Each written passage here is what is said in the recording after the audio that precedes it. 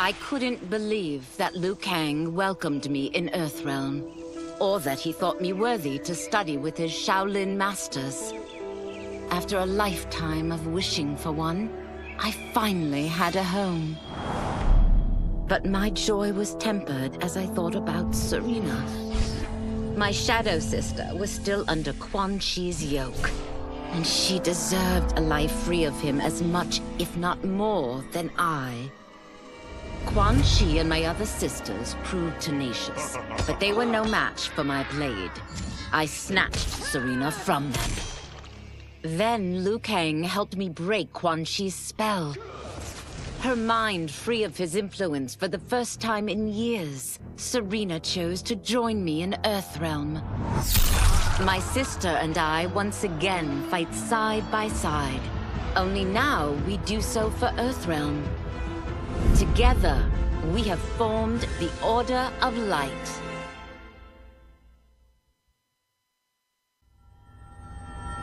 While the regime had changed, little else had. My people still suffered in silence, ignored by the rest of Outworld. Though now I knew Empress Mileena's secret, that she was also afflicted with Tarkat. If anyone would help, it would be her. But how to get an audience? Syzoth. He was the Empress's new emissary to the Zaterrans. I asked him to introduce us. At great personal risk, he agreed. And as I'd prayed, the Empress was willing to meet. Even better, she would visit the colony. She was shocked to see how we lived. She moved quickly to provide for our care and comfort. Thanks to the Empress and Syzoth, we Tarkatans are no longer pariahs. Until our disease can be cured, that will do. For a moment, Jared took control. We fixed the damage which had allowed him, and reimposed our collective will. But the damage went further than we thought. Without Quan Chi's aid, the spell which birthed us would fail. All of our souls would die. We freed the sorcerer from captivity. But after healing us, he betrayed us. He schemed to make us his slave once again. Combat was fierce, yet we persisted, finding strength in the unique abilities of our collected souls.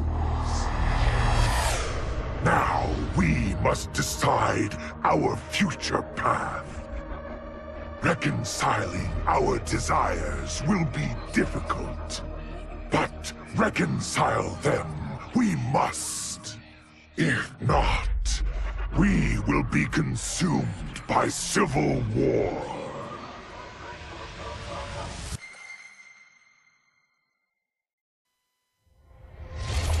Though the barriers between timelines had been rebuilt, there was no question that they could again be broken. Protecting this timeline would require eternal vigilance, so that it could not fall victim to further outside aggression. But nothing in my countless lifetimes had prepared me for this task. In none of them had multiple timelines ever coexisted. Monitoring them for threats was an entirely novel problem. It would require a novel solution. I discovered that though the timelines no longer touched, their meeting had left them intertwined. I can now secretly surveil all timelines, keeping watch for potential danger. It pleases me to do this service for the new era. Lord Liu Kang may rest assured that it is secure.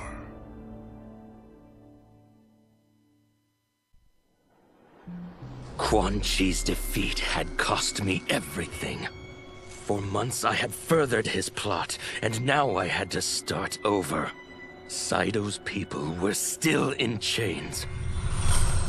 That's when Rain approached me. On the run from Empress Mileena, he was desperate for help. And though I'd had my fill of sorcerers, this one was different. I agreed to provide him safe haven. He agreed to help topple Saito's government. And topple it we did. Rain summoned a wave so fast, so powerful, that it crushed the capital. Saito's fascist rulers were swept away. My people are finally free. They can chart their own course, needing only to follow their own desires. Their lives are now blessed by anarchy.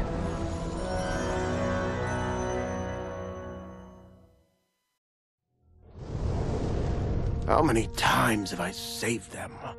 I give and give and give, but no, I laser a few measly innocent bystanders, and suddenly they're all, "What have you done for me lately?" I guess they forgot there's only one true justice in this world. Me. But of course, that was before things got weird. Gotta admit, a portal from another dimension opening up and demons pouring out wasn't how I thought Tuesday was gonna go. But then again, that multiverse crap is all the rage lately, so who knows? And the same ungrateful crybabies who whined about me lasering a few dozen nobodies, now they beg me to save them. So I save the world again. I mean, it's my world. Can't let a bunch of demons disrespect me. After I finished them off, their portal or whatever was still open, which could only mean one thing: sequel. I went in the damn glowy hole, and what did I discover? Another realm with a tournament where gods and monsters fight to the death. It was like Votland, but just for me. Honestly, I only wish I'd known about this place sooner, because I've had the time of my life.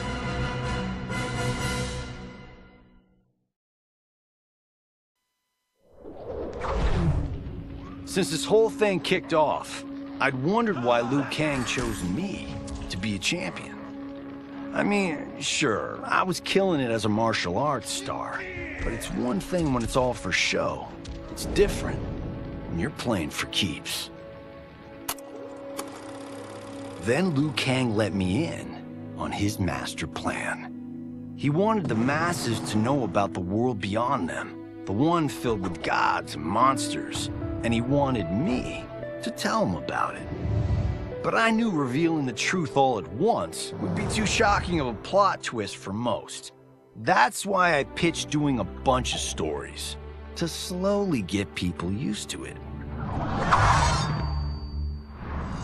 And if there's one thing I can do, besides kick ass in combat, it's build a cinematic universe. I'm serving up movies, streaming series, games, you name it. I like that I'm doing a public service, and it doesn't hurt that I'm making more than a few bucks. It's the kind of synergy that would make any studio mogul proud.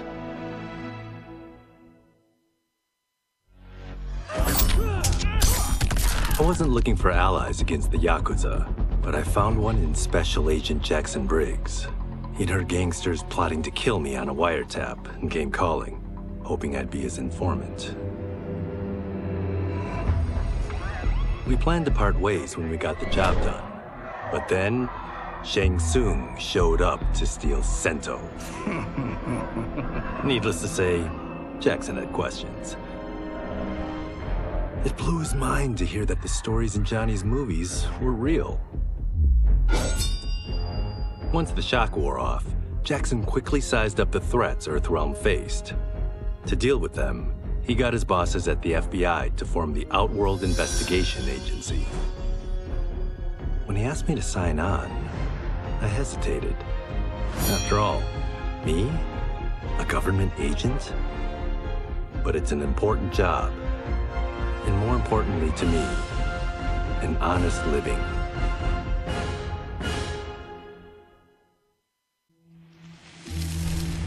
General Shao's revolt left Outworld's armies in tatters. We were vulnerable to enemies both foreign and domestic.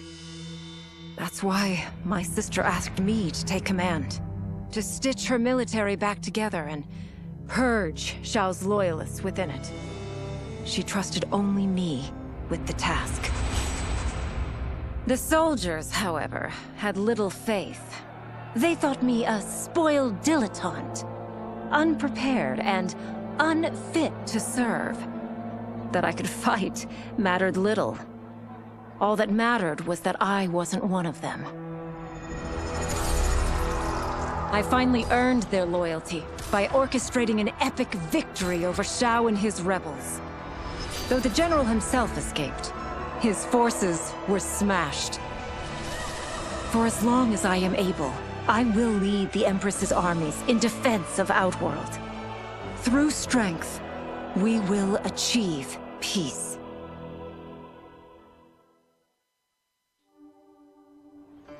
It was inevitable that the Shaolin Masters had me join them. They knew just how much future initiates could learn from me. Shujinko was one of my earliest. His ability to absorb anyone's powers and skills was amazing. With the right training, he could become our greatest champion. I knew that I alone could give it to him.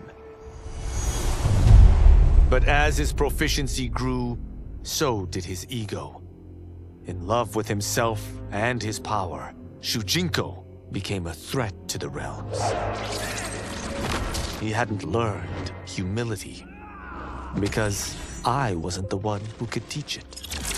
I should have listened to Raiden's warning and not tried to train Shujinko alone. After he was subdued, Shujinko's accumulated abilities and memories were taken from him. He is once again a new initiate, ready to begin his training. This time, Raiden and I train Shujinko together. He will become the champion he is destined to be. And I will fulfill my duties, humbly and cooperatively.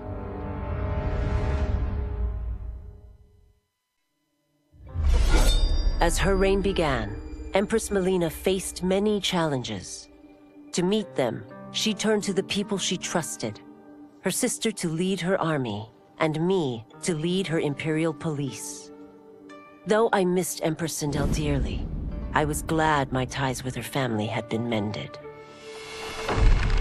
But while it was an honor to be made responsible for Outworld's internal security, I soon realized accepting the appointment was a mistake. I'm not cut out to be a bureaucrat, nor am I patient enough to navigate the Imperial Court's politics. I was at my best patrolling Sundo's streets, when I could feel the city's pulse and serve and protect its citizens directly. That's why I resigned my post and resumed my role as Sundo's first constable. I end each day knowing I've made a difference.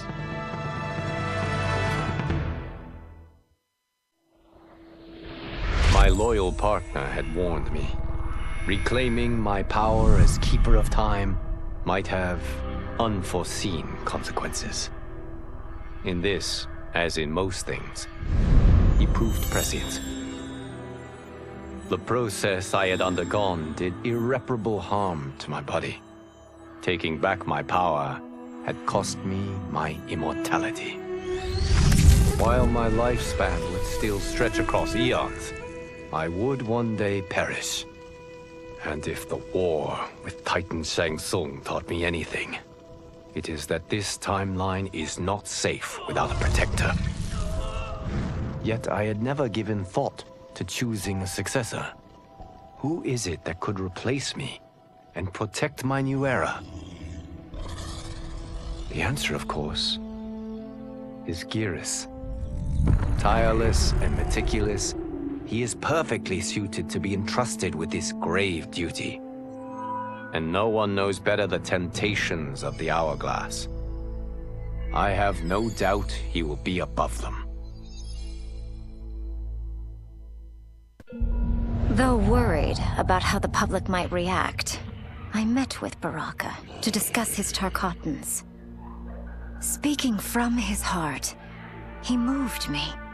I agreed to visit his colony and see how his people lived. The conditions were atrocious. This was one of my mother's few mistakes. Like all Outworlders, she treated Tarkatans with scorn. What they deserved from us was compassion. And the only way to get it for them was to reveal my affliction. To show all my subjects that even an empress could get Tarkat. The scandal my revelation caused was intense. But with the help of Kitana and Tanya, I emerged from it a stronger empress than ever. My honesty, empathy, and resolve won over my remaining doubters. There is no longer any question that I am fit to lead the Empire.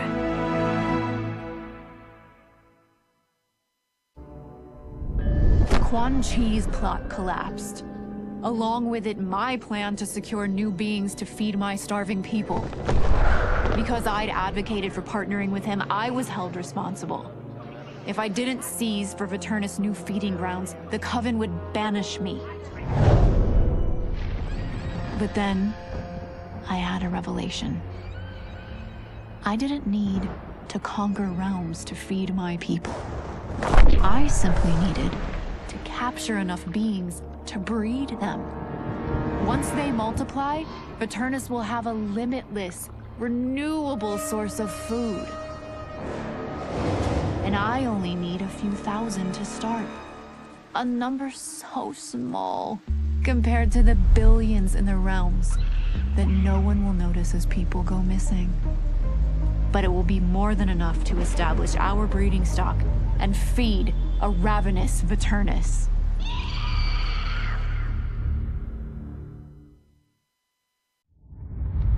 Desperate to avoid defeat, Titan Shang Tsung had stolen me from my timeline to set me against Liu Kang. He assumed a Viltrumite would shift combat in his favor. Shang Tsung was right, of course, but he was blinded by ambition and failed to consider that my only true loyalty is to the Viltrum Empire. In my home timeline, my mission to pacify Earth for Viltrum had been left incomplete. I thought I could redeem myself by delivering this new timeline. New realms, new species, all ours for the taking. For a few years, annexing realms satisfied the Empire's hunger for conquest. But my people have excellent memory. I knew sooner or later we would return to our own timeline, to Earth, to finish my original mission. I only hope my son has had time enough to prepare.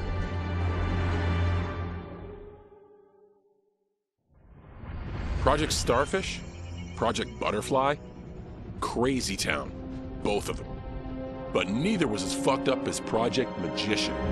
I was way over my head with Eclipse. I mean, the dude's a goddamn god. Somehow, though, I got his back to the wall. Freaked him out so bad, he cast a spell that sent me here. I guess he thought sending me here would finish me? But I tell you, I feel like I've come home. This place needs peace. Bad. And like me, folks here will do whatever it takes to get it. So bring on Shao, Reiko, and those dickhead sorcerers. I'll drop them all first chance I get.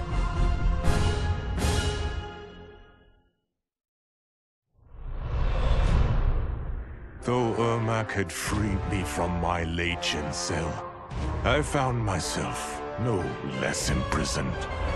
I had no allies, no benefactor, and no obvious path back to power. And power is what I crave. But why should I settle for the scant abilities of someone who is an underling sorcerer?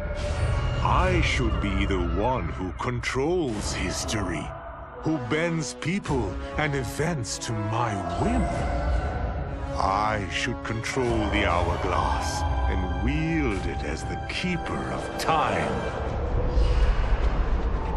While I search the realms for the hourglass, I further master the dark magic needed to destroy Liu Kang. My quest may take a lifetime, but it will be worth it. For when I succeed, I will achieve omnipotence.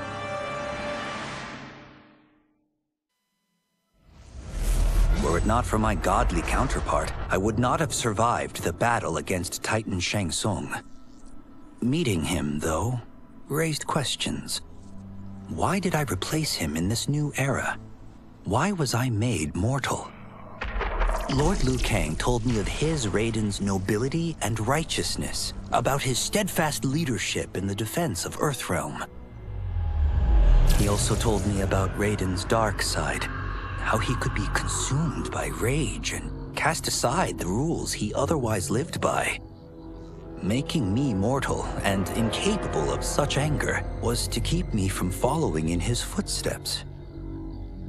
Though I understood the reasons why, I felt I had been done a disservice. To survive the coming battles, I may need the edge that only great rage can bring. As the Shaolin couldn't aid me, I sought out someone who could.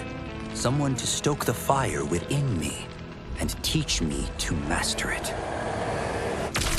For this, I could have no better teacher than the Shirai Ryu's Grand Master.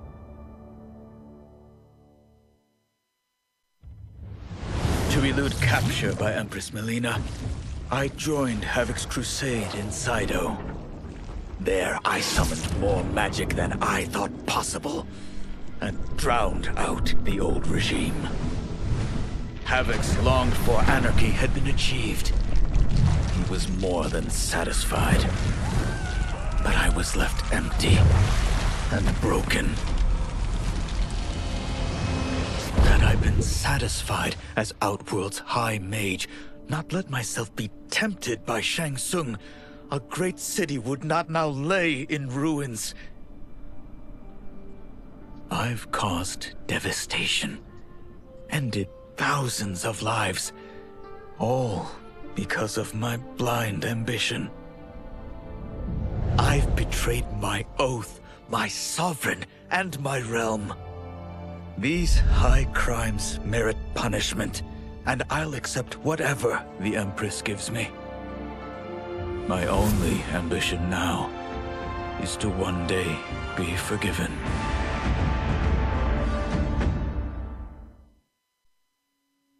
With General Shao freed from prison, we began raising a new army against the royal family.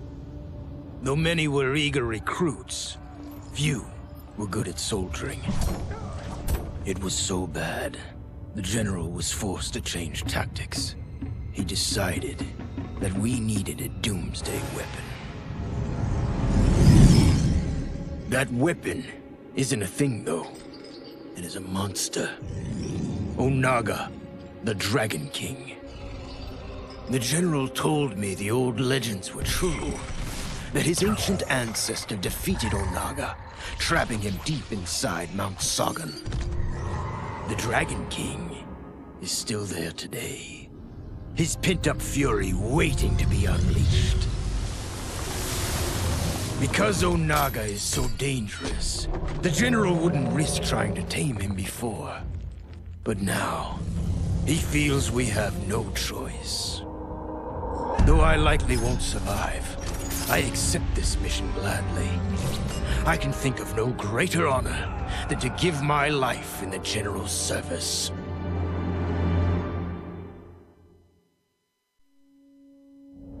After fleeing Outworld, I hadn't expected to return. But then, I also hadn't expected the new Empress to make me an offer I couldn't refuse. To thank me for helping stop General Shao's rebellion, she asked me to be her emissary to the Zaterrans. Going home, bearing the seal of the royal house, I would show, once and for all, that my mutation wasn't to be feared. That it wasn't a source of shame. To my surprise, I was welcomed. But those warm smiles hid a dark secret. I stumbled upon a trove of official records, which showed that my shape-shifting ability isn't unique. Many Zaterrans are born with it, but are killed by their government to keep it from spreading. Who started this barbaric policy? Who is now enforcing it is unknown. But I will find out. And I will put an end to this madness.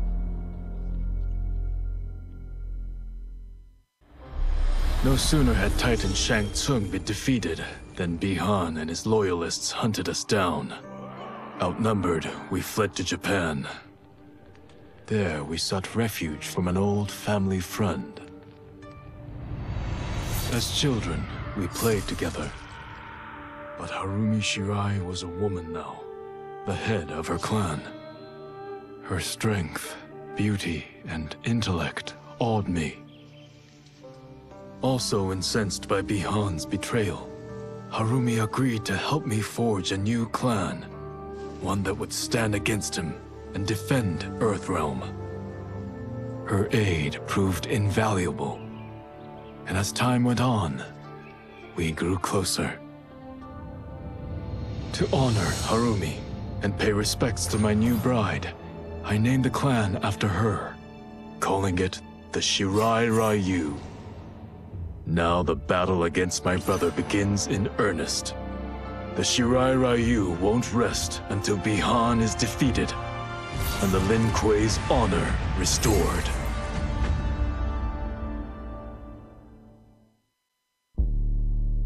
After escaping Lei Chin prison, I was hounded by the Imperial Police. I needed a place to hide and to recuperate while I plotted the best way forward. I knew the remote canton of my youth would be perfect. To escape capture, I traveled by sea. Little did I know that a gargantuan storm was brewing. My tiny craft was smashed apart. I closed my eyes, waiting to drown, hoping that the Netherrealm wouldn't claim my soul.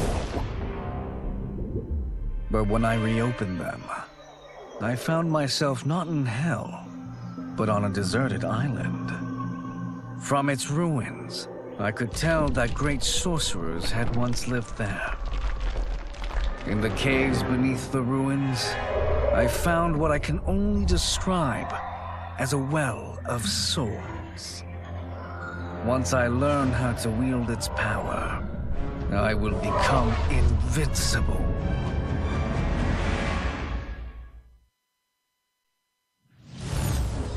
The battle had been lost, but the war isn't over. I won't stop fighting until I take Outworld's throne.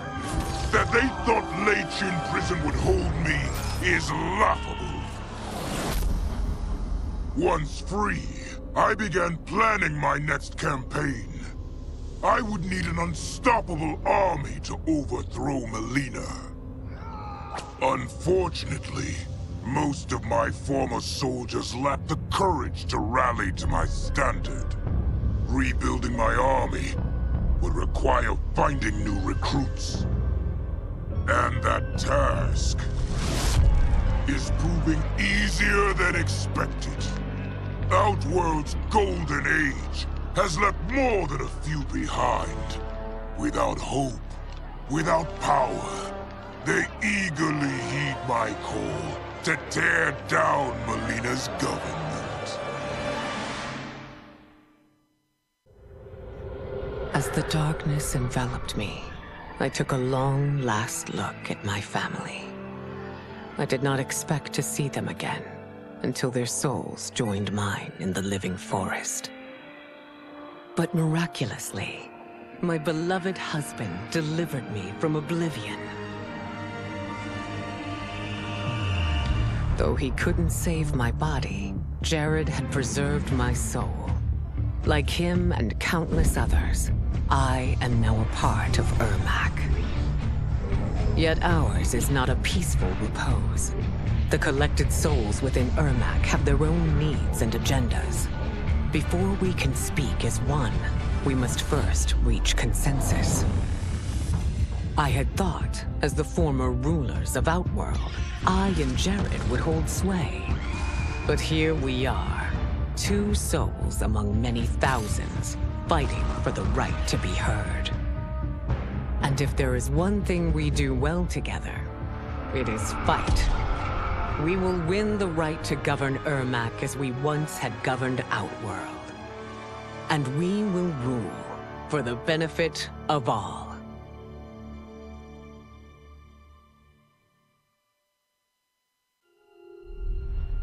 Kuai Liang and I were working hard to build our new clan. But even with the help of his close friend Harumi, it was difficult. The biggest problem was finding the right initiates. Then, one night, while walking outside Harumi's compound, I was attacked. I thought at first it was a Lin Kuei assassin, but his strikes were too uncertain, too angry. My attacker, it turns out, was a boy. Homeless and hungry, his assault was born of desperation. He needed money so that he could eat. It was like looking at myself 15 years ago. I would have ended up just like him if the Lin Kuei hadn't taken me in. So I took the boy to Kuai Liang, who also appreciated his fire. We made him our first initiate. The boy's name? Hanzo Hasashi.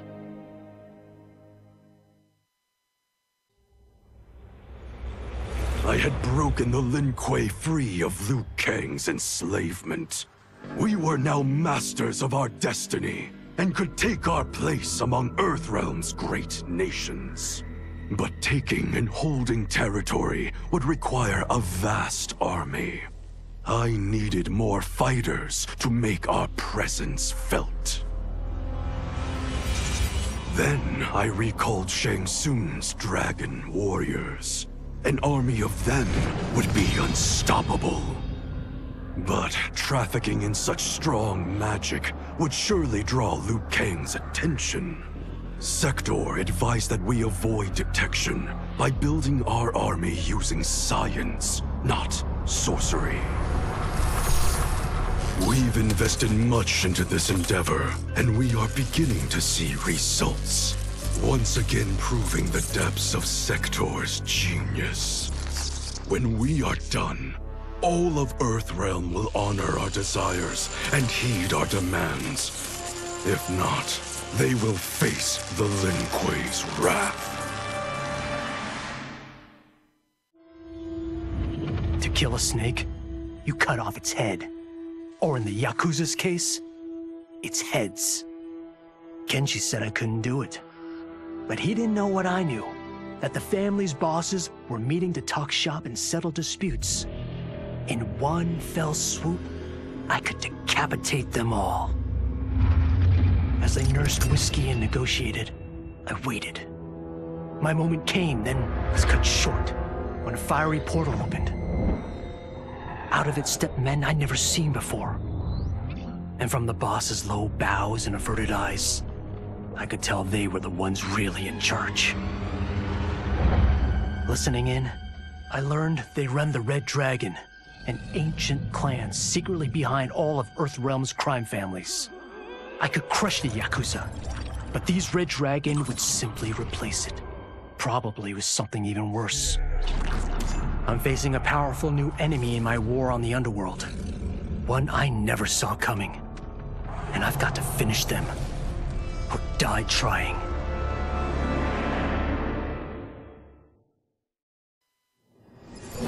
Until recently, I hadn't met Li Mei, but I had heard the stories. How the Umgadi's matron superior blamed her for not preventing Emperor Jared's murder. How she quit in disgrace rather than accept punishment. But those stories didn't fit the woman I now knew. Li Mei would never have been so negligent. Eventually, I uncovered the truth. The failures and mistakes which led to the Emperor's murder, they resulted from poor decisions made by the matron superior themselves. They made Li Mei their scapegoat. When the Empress found out, she wanted the Umgadi disbanded. But I convinced her that it could be reformed. To make sure it did, she put me in charge. I am humbled by this sacred responsibility. The Umgadi, my sisters, they are my life. I will not let them be brought down by the acts of a selfish few.